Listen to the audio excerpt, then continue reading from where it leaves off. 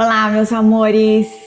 Bem, hoje nós iniciaremos uma série para você, mulher. O nome dessa série é Mulheres Prósperas e nós vamos dividir ela em 4 temas, em 4 partes, em 4 bênçãos maravilhosas sobre a sua vida. Eu diria que por 4 vezes você pensará de maneira diferente, da maneira com que Deus deseja que você, mulher, pense. E a primeira parte de hoje é marido e filhos.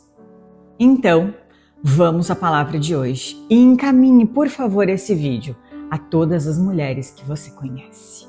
Bem, para iniciarmos essa série de hoje, a primeira parte dessa série, primeiro a gente precisa entender o papel da mulher, biblicamente falando.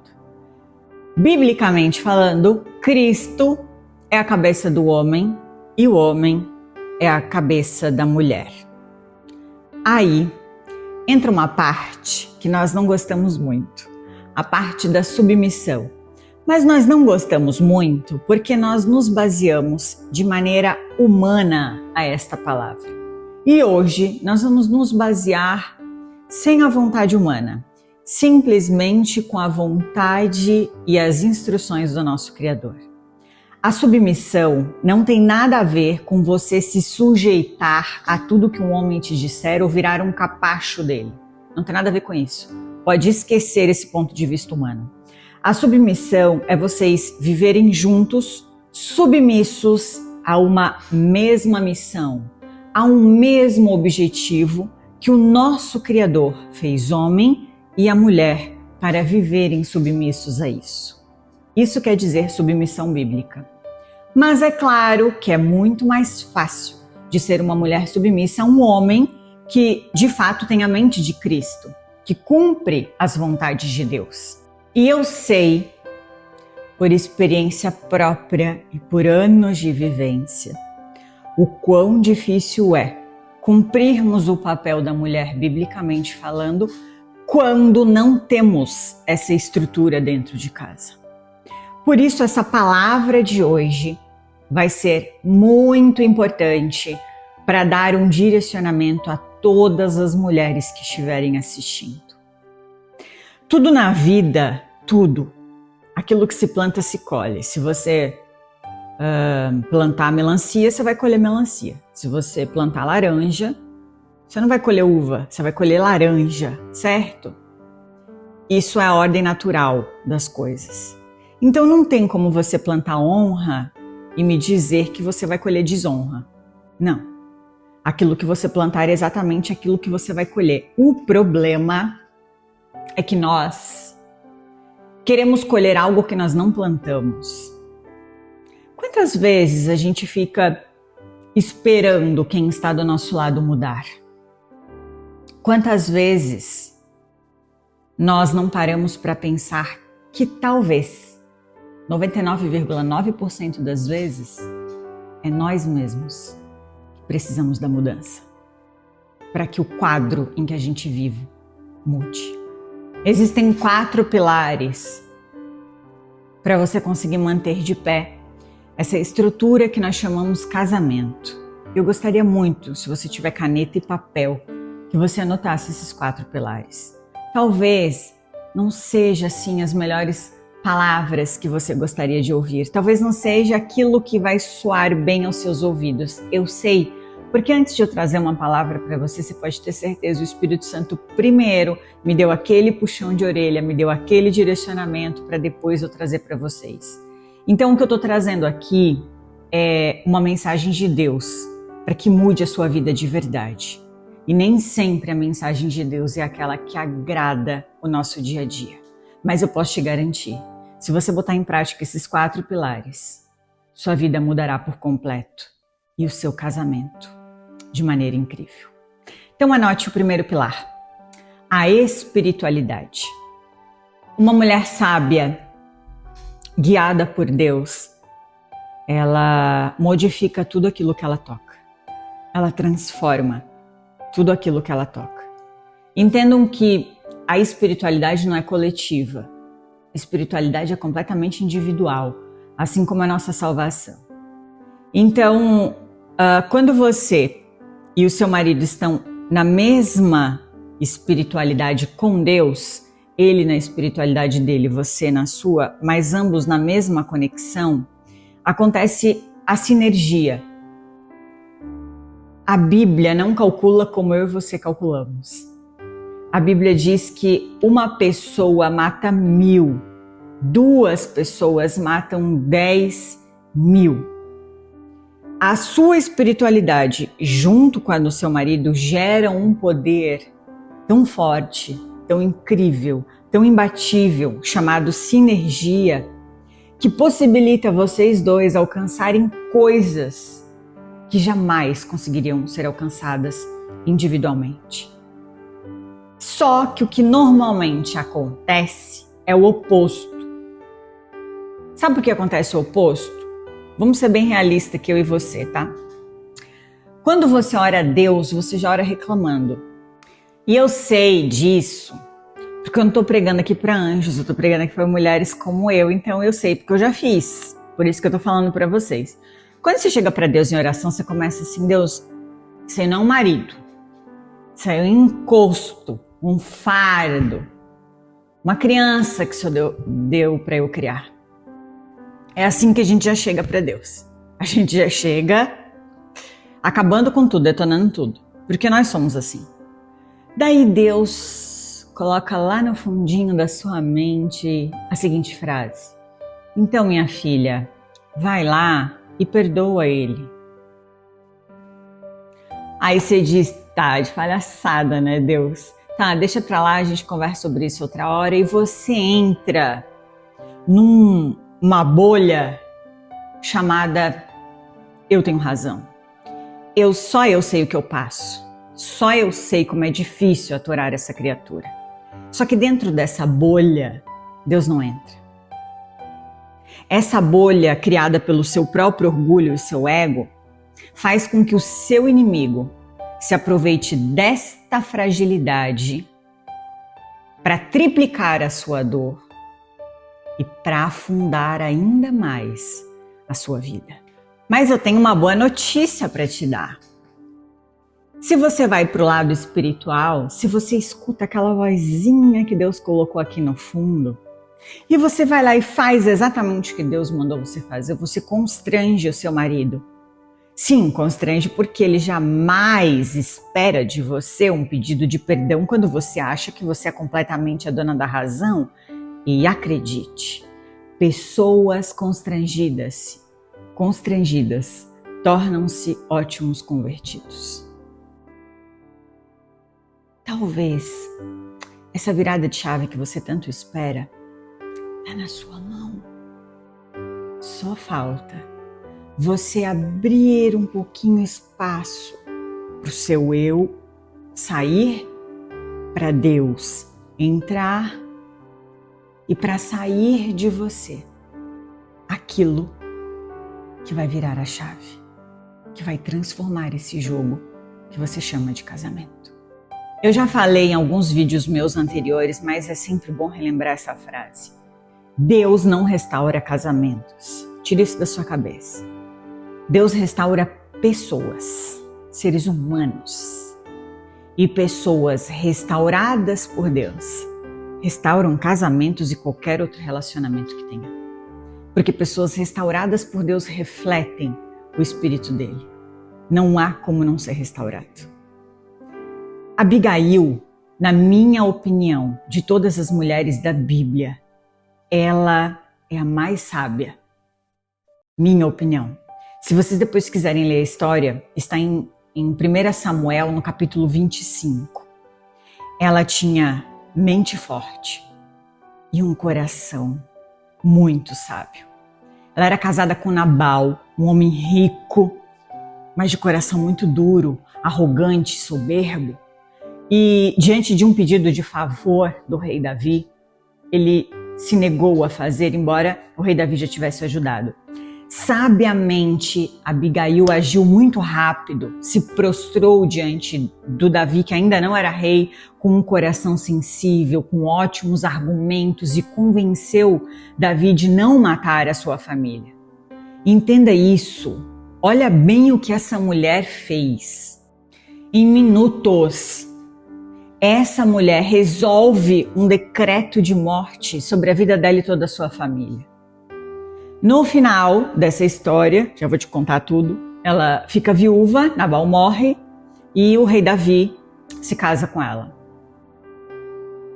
Ela tinha tudo para culpar o marido, um homem arrogante, orgulhoso, que só pensa em si e que agiu na hora do impulso. Ela poderia simplesmente se vitimizar e dizer: a culpa é dele, se a gente vai morrer porque ele é um otário nessa história. Mas não. Ela foi uma das mulheres mais sábias da Bíblia e ela conseguiu salvar a sua vida e mudar completamente o seu futuro. Entenda, a sua mente e o seu coração podem mudar completamente a sua história, indiferente do contexto que você vive e de quem está ao seu lado. A Bíblia diz que o poder de vida e de morte está na nossa língua. Ou seja, eu sinto muito te dizer, mas você é a principal responsável por tudo aquilo que você vive. Sabe por quê que esse tema espiritualidade é tão importante? Aliás, dos 4, esse eu considero mais importante, porque a oração não muda a vida de outra pessoa. Você orar por alguém não vai mudar ela, vai mudar você. É incrível isso, né? Mas é exatamente assim que Deus age. A mudança que acontece em você reflete no comportamento da outra pessoa. E o que nós, seres humanos, queremos é mudar o outro. Mas não é assim que Deus age. Primeiro, Ele age dentro de ti, para que aquilo que sai de você mude as pessoas ao seu redor. Por isso que dos 4 pilares que eu vou trazer para vocês, esse é o mais difícil. Porque quando você chega para Deus e você desabafa com Deus, a primeira coisa que Deus vai sempre te dizer, de alguma forma Ele vai te levar a crer que você está errada, que você precisa mudar. Não por você, pelos outros. Só que normalmente nós não aceitamos esse conselho de Deus. Daí a gente volta a viver o problema novamente, a viver daquela vida sem graça, a ter aqueles problemas frustrantes. Parece que a gente nada e morre sempre na praia. Claro, porque nós não conseguimos mudar o nosso comportamento, nós não conseguimos ver além daquilo que é nós mesmos. O segundo ponto é a humanidade. Esse ponto é bem simples, mas eu vou te dizer, ele é tão necessário. A gente tem que ser gente. Parece que eu tô te falando lógico, né? Mas o lógico tem que ser dito. Por que você gosta da companhia de alguém? Por que você gosta de sair para tomar um café com uma amiga? Por que você gosta de ficar horas no telefone com alguém? Por quê? Porque a gente gosta de experiências, porque a gente gosta de alguém que nos encoraja, de alguém que diga isso aí vai acontecer, vai para cima, tô contigo e não abro. A gente gosta de alguém que desabafe, não é isso? A gente gosta, nós somos seres humanos e mulheres amam isso. E por que não com o seu marido? Por que a humanidade, ser gente do lado dele é tão difícil? Porque é difícil de rir comendo um lanche, porque é difícil de parar para tomar um café junto, porque é difícil de contar experiências para o seu marido. Ei, existirão momentos do seu relacionamento que o seu marido ele vai estar pensando que ele é uma águia, cheio de sonhos, de projetos, de visões. E daí, nesse momento, você precisa ser o céu para ele. Normalmente, nós somos a gaiola, né? Quando você está triste, você não quer ficar perto de pessoas que te deixem mais triste. Então não seja essa pessoa na vida do seu marido. Seja a gente. Eu tenho certeza que ninguém colocou seu marido na sua vida goela abaixo. Alguém chegou, colocou uma arma na sua cabeça e disse, case-se com ele? Não, né? Então se ele é uma escolha sua, faça valer a pena essa escolha em seu próprio benefício. Trate ele como você gostaria de ser tratado. Às vezes a gente quer tanto um príncipe encantado, mas nós somos pererecas, então a gente só vai ter sapos do lado. Entendam, mulheres, homem é igual carro. Com tanque cheio, ele não quer guerra com ninguém. Não é tão difícil de lidar com eles, é muito mais difícil lidar com a gente mesmo. Entenda os altos e baixos, entenda que a pessoa que tem defeito igual você. Gente, eu vejo por mim, se você quiser me acordar de manhã cedo, com festa, com alegria, com música alta, você não vai acordar Bruna, você vai acordar um urso, um dragão, uma fera. Por quê? Porque eu sou assim. Então descubra também as qualidades e defeitos do seu marido e haja de forma que seja mais gostoso, mais harmônico. A Bíblia diz que a mulher sábia edifica a casa, mas a tola com a sua própria mão a destrói. Entenda o que esse texto quer te dizer. A mulher sábia edifica a casa com o quê? Com a sabedoria. Quando ela coloca a mão, ela destrói. O terceiro ponto, tem mulheres aí que talvez não gostem muito de falar, mas eu vou ter que falar porque está na Bíblia, foi o apóstolo Paulo inclusive que citou. A Bíblia diz, o terceiro ponto é a sexualidade, para quem está anotando. A Bíblia diz que se nós interrompermos a nossa sexualidade por muito tempo sem motivos, nossas orações não sobem a Deus. Isso diz na Bíblia, Bruna?